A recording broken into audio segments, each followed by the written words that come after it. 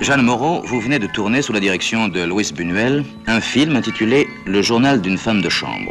Voilà, j'aimerais à ce propos vous poser quelques questions qui intéresseront certainement nos spectateurs.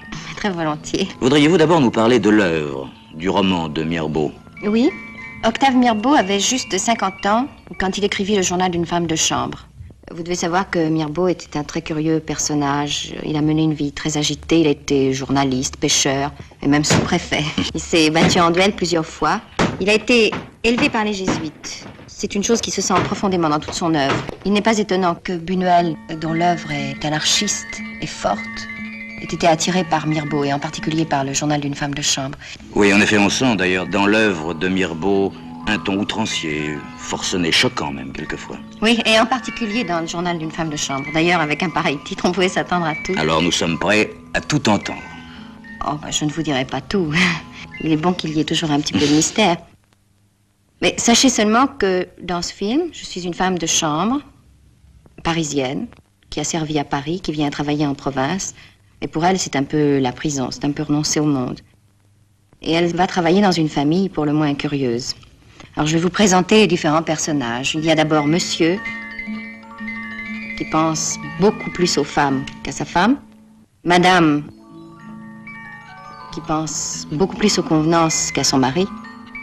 Il y a le père de Madame, qui adore les femmes, mais qui adore surtout ce qui représente pour lui la femme, c'est-à-dire les bottines. Et puis il y a un jardinier, un être mystérieux, un peu effrayant, qui attire Célestine, qui est le personnage que j'interprète. Et puis, il y a un capitaine, un voisin, un homme assez violent. Alors, et vous, le personnage que vous interprétez? Eh bien, au milieu de tous ces gens-là, Célestine essaie de rester elle-même. Son rêve, c'est, enfin je le crois du moins, d'avoir à son tour une femme de chambre. Dites-moi, Jeanne Moreau, c'est la première fois que vous tournez avec Louis Buñuel. Oui.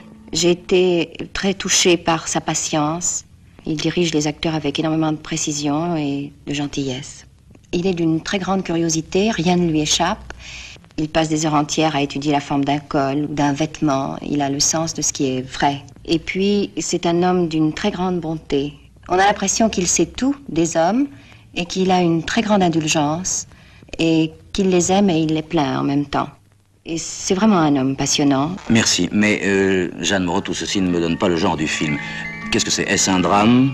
Oui et non. Est-ce une comédie? Oui et non. Est-ce une étude de mœurs? Oui et non. Alors, une énigme policière? Oui et non. Comment définir ce film? Ben, c'est un film de Buñuel.